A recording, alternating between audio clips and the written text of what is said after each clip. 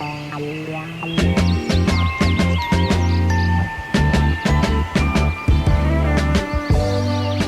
I'm Melanie. And I'm Cory. And welcome to Love 'em and Lead 'em. Lessons and laughs with the ladies of Dog Training Camp USA. In this podcast, you'll take away proven and practical dog training advice with plenty of stories and laughs along the way. Join us as we share our experience from the kennel and from life. With that, let's sniff our way into this episode.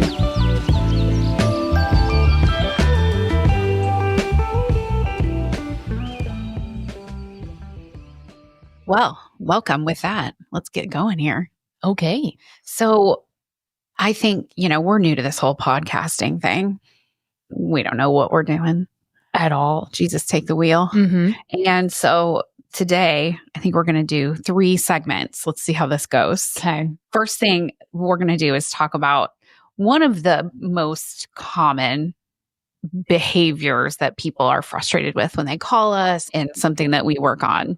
Put a percentage on With- how many people that call you say this is their most. I would say when I ask a client on the phone, a potential client, what they're frustrated about, I would say 98% say jumping. 98. It's a huge percentage. It's a Wow, huge wow. percentage. Okay. Wow. And why do dogs jump?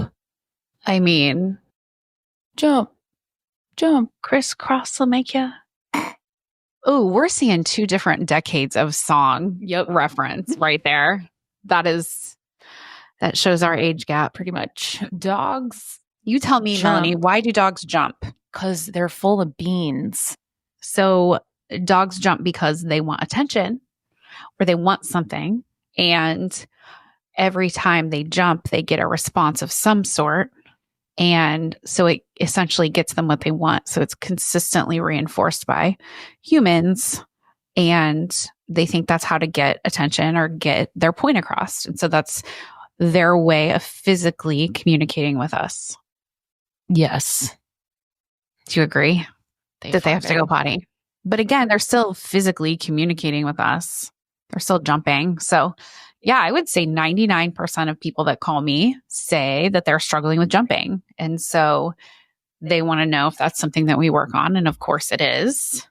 So the first thing we typically do when a dog is jumping a lot is let it jump, but not in the way you might think, not on you or on your table. We let it jump at an appropriate style game of rope or tug, and it really gets it out of their system, something that's natural to them. Yeah, I mean, they need to jump. They Yep. need to run and jump and bark and do all of those things. So you can't ask them not to ever do it, something that's so ingrained in them to need physically. So it's necessary to give them an appropriate outlet for it. And then you can say, okay, no, you had your turn. Now you get to stop. Yeah. It's easier to give them the appropriate outlets than argue with them all day about when they're not supposed to be doing it. For sure. We say to people all the time, it's easier to tell your dog what to do than what not to do. And this is another example of that comes up every single day for us. So like our camp dogs get 2 to 3 tug sessions a day, and they get the very first one before they're doing any leash training. Yeah. So they Because- can jump and they can run and they can do all the things. Yeah. It's like, it would be like not having recess in a kindergarten class. And then by 3 o'clock when school's out, imagine the state of that classroom. Yeah. It'd be complete chaos. The teacher would probably be crying. Yeah. Yeah. So we give them an appropriate outlet for it. But the other thing that I'm big on is the human needs to see what they're doing.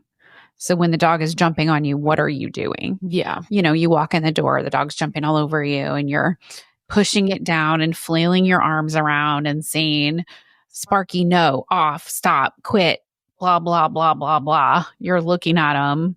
You're talking to them. You're even saying their name, most likely, Mm-hmm. which is a very valuable word to them. Mm-hmm. And you're touching them and you're flailing around. It looks like you're playing. So they're like, I'm jumping. And my mom is doing all the things I want her to do. She's looking at me, talking to me, touching me. And this is the best thing ever. And I missed her so bad. But unintentionally, that jumping is being rewarded. Well, and I think people get it confused too, because dogs are obviously, most of them are sensitive enough to tell when you're upset with them or you're not talking in that excited voice. So like when people are getting jumped on and they're saying no, bad, get down. Yeah. I think it really is more so dependent on that dog is almost in the moment blacking out and doesn't care what kind of reinforcement it gets. It's just, if you're looking at it, that's all it needs to keep the behavior going most of the time. Because usually it's when I get home from work, my dog won't settle down. When I have people over, my dog won't settle down. So that's where jumping comes up a lot. For sure. Excited times and not knowing how to turn off. Yeah. But also the response to it matters. Yeah. So if you continue to say their name and look at them and flail around and whatever, and yeah, you're frustrated, but like you said, the dog blacked out. He has no clue if you're mad or whatever. So he is going to keep it up. So you've got to change what you're doing to get a different response. The other thing that happens too is some dogs are more, we call it handsy. Like some dogs just kind of use their feet more than other breeds or other dogs, types of dogs. I'm trying to think of a really handsy breed right now. Boxers, obvi. Yeah, but also people that dogs are really handsy and jumpy. We're like, did you teach this dog to shake? Yeah. If I'm ever going to teach my dog anything, it's going to be something that doesn't annoy me, like play dead. Like if my dog's playing dead to get my attention, I can ignore that. Yeah. If I teach him to speak and he's barking at me, then I can't easily ignore that. So anyways. Did you teach your dog to shake? No. Yeah. Don't do it. Yeah. Yeah. It ends up being. They use their powers for evil instead of good. We always called it in the military like a passive sit. So like we wanted a passive behavior because obviously when you're looking for narcotics or explosives, they can't be in a narcotic sense that your dog can't be destroying evidence when it finds it. So they can't scratch at it. They can't put their mouth on it. Yeah. And then obviously same goes for explosives for safety reasons. So we would you don't want your military working dog pawing at a bomb? No. In fact, if your dog did that and we call that certification, you were like automatically, you failed that part of the... Because you're dead. Yeah. So that was a big problem we had a lot of the time. So training a passive response. Passive responses, yes, are typically what we're looking for. It's why we're always making our dogs sit before they go out the door. We're always making them sit for pets, which is how these jumping behaviors get extinct over time. But people that come to us with older dogs, 3, 4, 5 years old, and they've been jumping their whole lives, it takes a while to retrain that into a passive response. It's harder to train the humans what to do. Oh, yes. Oh, yes. My recommendation is walk in your house. If your dog's jumping all over you, push him off of you. Don't talk to him or look at him. Just kind of deflect like Wonder Woman him off of you and ignore him and don't interact with him. Say hi to your husband, smooch the kids, go love on the cat. That's what I do at my house. And then when the dog is like over it and calm, then you call them over and have them sit and then they get their loves. So they're going to get what they want, but they're not going to get it when they're acting a fool. Yeah. And they'll be much more quick to settle if they've had those other appropriate outlets for jumping. But it's really hard to get humans to not talk to their dogs and give a command. Yeah.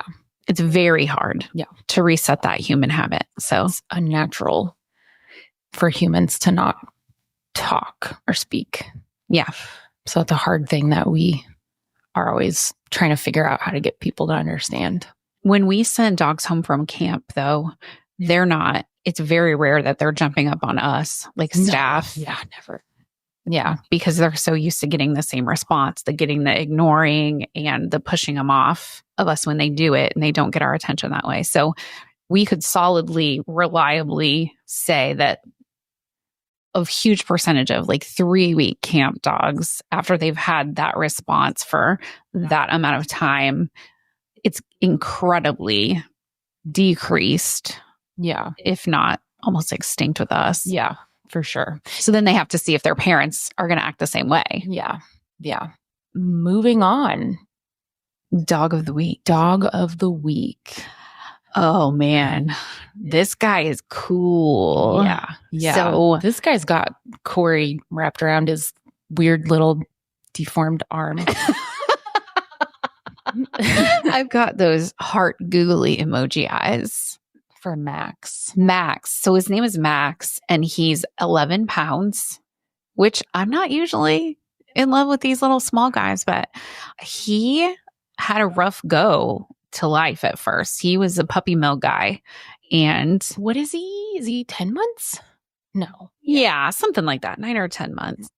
So his mom called, and he was adopted from a rescue.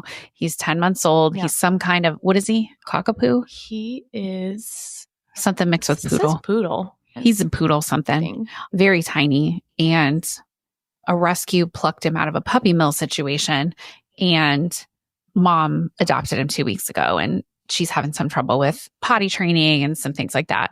But when he came in, his poor little front leg is not right. He's like Nemo with a lucky fin. Yeah. Yeah. It is not right. I don't think she mentioned it. I was not. Oh my God. I was not ready. I was not ready for what it looked like. I mean, his mom said. Her mouth was completely open wide. Yeah, I was gagged, as the kids say. Hobbling around. I was gagged. The dog got set on the floor, and his arm was not working and obviously deformed. I looked at Melaney, and my mouth fell open, and my eyeballs just like popped out of my head. I looked at Cory because I was like, you didn't give me a heads up on this. Yeah. So a little bit of background on that is obviously we work with every dog of every shape, size, age, breed, and we get some weird different cases. In any medically fragile dogs or have a history of a bad injury like this, we usually discuss together and make sure that and we take it seriously on the same page, and we're prepared to either be on the lookout for certain things for an injury, or whatever. We're monitoring different behaviors with these medical cases. So when the lady set this dog down, and I'm looking at Cory like, okay, yeah. And like I said, I love this client. She's very lovely, and she might have said he had elbow dysplasia at one point, and she might have just mentioned it, but for whatever reason, we were both like, what? Her saying that this was the case. I mean, like it's almost like he has a T-Rex kind of situation going on with one leg, and he's adorable. He's around okay. And so, so he asked all the questions, and he's a happy guy. And basically he was in a puppy mill cage. His elbow was displaced. It was dislocated. Yeah, dislocated. From a young age, the vet thing. And it was never reset. Fixed. Yeah. So now he kind of just uses it for balance, it seems. He uses it for play. He uses it for balance, but his gait is kind of funny, and he's a little, I'd say, wobbly. Yeah. Above the normal puppy, lanky, wobbly, but he's still got a little bit of that. But I'd say his back is a little odd. Like he's just a little bit.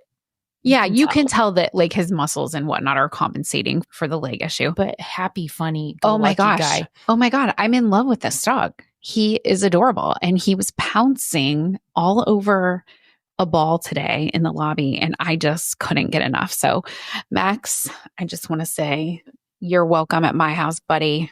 Yeah. It's where everybody that's a little off goes. He's a pumpkin. I love a story where a dog can be taken out of that, and we know he was in probably considerable amount of pain for long periods of time. Oh yeah, it had to have hurt. And he's just the happiest, funniest guy. I love that his mom and dad know that he was in bad conditions and they're still like, but he's going to be our dog. So he has to learn to live in our house. And, we need some help with this part. And look at him. He gets along just fine. So they're not overly babying him and they're giving him the chance to thrive and grow. Absolutely. And even though he has some differences and he has a sad story, it's, they're not letting their emotions about it cloud Reality. the expectations and reality of living with the dog. So that is my favorite thing about it. Yeah. That, and also I looked over at him today and I said, oh my gosh, he looks like Tiny Tim from A Christmas Story. Yeah. It's kind of sticking. So A Christmas Carol. You know what I mean? We rename It's pretty much Tiny every Tim. dog that comes. So if Max gets, if Max falls on hard times and needs a new home, he can come live with me, but I'm going to change his name to Tim. Okay. Tiniest of Tims. Yeah, we do rename dogs. Yeah. So as far as training with Max, of course, we're still getting to know him, but knowing what we know in our first kind of observations of his behavior and his temperament, we're super excited about him. I'd say probably what we'll be working through with the team is really watching his gait. We have to decide with dogs like this, is it okay to push their butts down over and over again? To teach them sit. To teach them how to sit or to teach them when to sit. And that will be something that we're watching pretty closely. Yeah. But typical, Axe responds typically as like every other dog to attention and to all the things. Sure. He's very snuggly. Yeah. He's good boy. So that's Max. Oh man. Tiny Tim.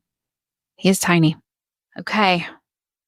Third segment. Our third segment already, but I'm having so much fun. It's okay. We get to do this 51 more times.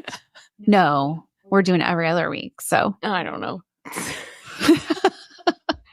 You're okay. All right. Third segment.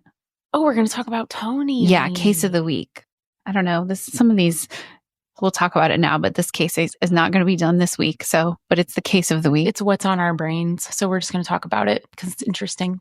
Yeah. So our new friend / client, Dan, adopted a dog from Louisville Metro, and is he 2? Yeah, I think he's 2. He's 2. Handsome, muscly pit bull. Oh, he's a stud. He's a complete stud. Gorgeous eyes, just a real heart stopper. Giant, thick nug. Yeah, pumpkin head.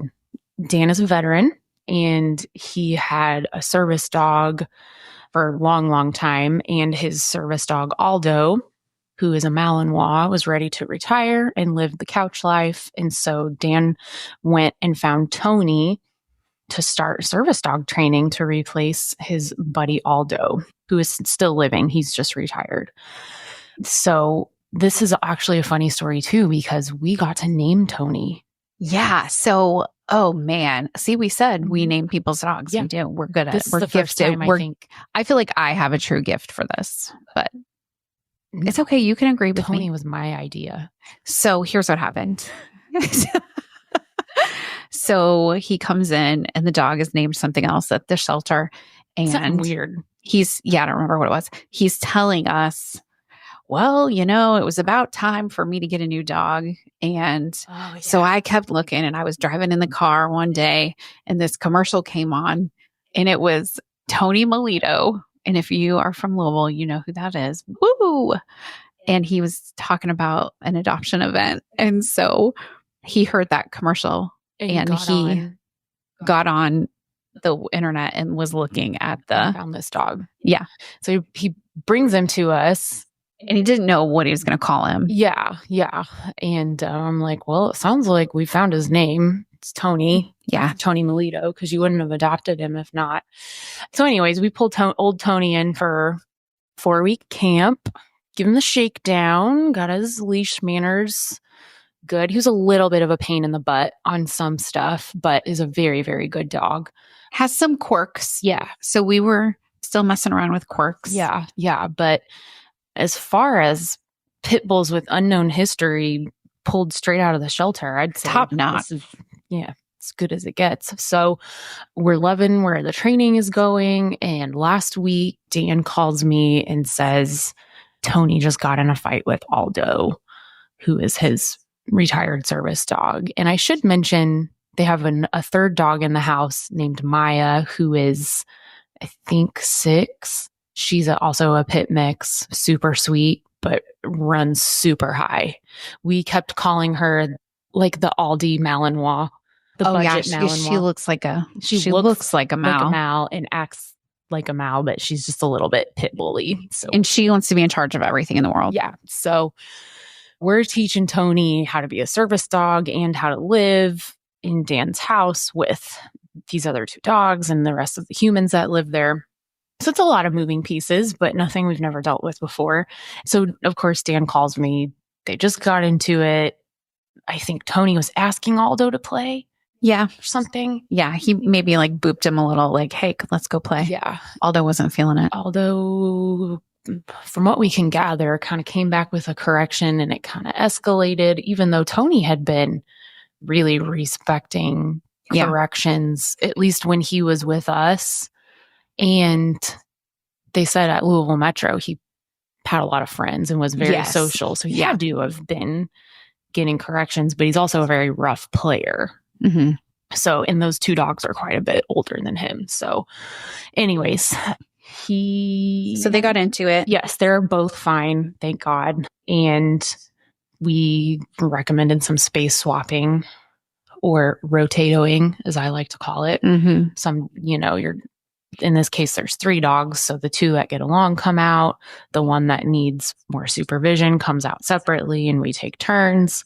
And then once the temperature kind of cools down, usually a couple days to a week after a fight, if that's all going well, then we start giving everyone a little more freedom and try to see where the triggers are. Leashes on in the house. Yeah, leashes on in the house. Also, we should mention that there's a few different kinds of fights. There's the kind of fight where I don't want to play, so I'm going to crab at you, and then you're going to crab back at me, and then it's going to be over with. Yeah. And the residual effects of that are not always anything. I mean, you can have an incident and or sometimes it starts that way and there ends up being a pretty bad injury. Yeah. But this time it was... Nobody's attacking anybody. Nobody's fixating. Yeah. Hunting, stalking. Correct. In the house, any of that stuff. There was no latching on and having to remove them and whatnot. Yeah. Yeah. So those are like, as far as, dog fights of any kind are ugly, but when we're thinking about it sounds and looks terrible. Yeah. We're thinking about how severe this one is. We felt it was safe enough to keep all 3 dogs in the house and keep trying. And Dan, being a good trooper, he is agreed and is putting in a ton of hard work with all 3 dogs, because Aldo is old and has some medical stuff at this point. So that's Dan's new full-time job. All 3 of these dogs. Poor guy. Poor guy. It's hard though. It's hard to add anybody into your home when you have an existing vibe going, and an existing routine, let alone, a dog who we don't know his story, and we don't ever use the story as an excuse, but it does inform a lot of things. Yeah. So it's helpful. So we don't know that, and how slow or fast they might learn your routine and be used to living in a home with other dogs. And those are all things that we look at in these cases. So we went out to visit last night, and the first thing I noticed was the excitement around the door was when we got greatly diminished. Like everybody was pretty chill. So that was a great sign. Yeah. And then I noticed that Tony and Aldo were both out of their crate. They both had leashes on, which is good just for safety. They were in the same room and neither one of them seemed to care at all about the other one. Yeah.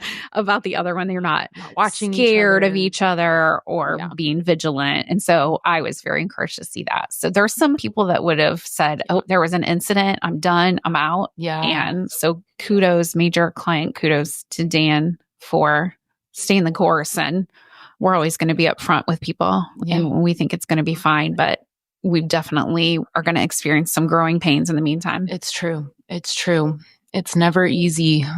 And I think moving forward, I went immediately into, okay, Dan, here's what we're going to do, where Dan kind of needed a Cory talk as well, where it was like, yes, we understand this is mildly traumatizing. And yeah, I mean, I wanted him to tell us the story again. And I know when he told it to you on the phone, it was right after it happened. Yeah. He was very, worked up. And so it was good to kind of dive into what happened, acknowledge, yes, it's not great, but here's where we think we're at, and really do it from a partnership standpoint, then just go, okay, do this, this, and this. Like, we all need to be on the same page because it's all the same project. The other thing that we think contributed to this a lot was we were in the wake of 2 pretty big winter storms that hit our area. Oh my gosh, we've been snowed in for over a week. And dogs and people were cooped up. We think a young, kind of high energy, athletic dog like Tony, after 5 or 6 days of it, I mean, it went on forever. We think that was probably some of it. He came in too hot to Aldo, or any number of those things, playing too rough. And the other thing that we talked about with Dan that we've seen before is Aldo is obviously older, a little bit frail, and we've seen these younger dogs get into these. It's like a Game of Thrones show. They try to usurp the oldest and weakest one sometimes. Now, we've seen it happen. We've seen varying degrees of it. One where the younger, more stable dog eliminates the older, weaker dog. Or in cases like this, where it's like, I think you might be a little off your game today, Aldo. You're going wild America on me. Yeah, I mean, they'll push. He eliminates the oldest dog. I feel like I'm watching a damn PBS show right now. Improvise, adapt, overcome. Melaney, your army's hanging out. Tuck it in. No, it's Bear Grylls. Tuck it in. Oh. Freaking Discovery Channel. Dumbass. He eliminates the other dog. But no, I mean, in all seriousness, though, we have seen that happen. Or if a dog is sick and it's not, the humans don't know yet, we've seen that too in the past. We've definitely seen. So, there's just so many variables that's why it's a partnership with the owner and us and whatnot. And we're all trying to figure out this puzzle, and we all have to pitch in. So the good thing is that we're on the same page with Dan. It's the best ever. I love Tony. He's another one. Why are you talking about all these dogs that are like all of Cory's boyfriends? I love them. Are on the show today. Tony sat right on my lap. Dan was afraid that you were going to actually steal Tony. You were talking about his muscles. I mean, he really is a stud. So I can't steal Tony because I think I might be divorced if I bring home a dog, because we're full up according to everybody that lives at our house. Yeah, I wouldn't want another mouth to feed if I were you. Me either. You already feed my fat mouth. Oh, I can't even. I cannot even. Yeah, we can't have another dog. But I have to be honest. I think Max, aka Tiny Tim, might be the one between Max and Tony. I would take Max home because he's smaller and less likely to cause conflict with the beasts at my house. It's true. Except Tony will keep you very warm at night. Again, Dave won't let. It doesn't matter what size the dog is. It ain't sleeping in the bed. You win some, you lose some. Yeah, that's a husband role. Okay. Well, with that, we'll wrap it up today. Well, yeah. Thanks for listening. Thanks for listening to this episode of Love 'Em and Lead 'Em. If you want to hear more, be sure to check us out every other week on Spotify, Apple, iHeart, or wherever you get your podcasts. Please be sure to follow us on Instagram at Dog Training Camp USA Louisville, and check out our website at dogtrainingcamplouisville.com for more information on our training and other services. If you need help with your dog, don't hesitate to reach out. You can find our contact details in the show notes. We'll smell you later.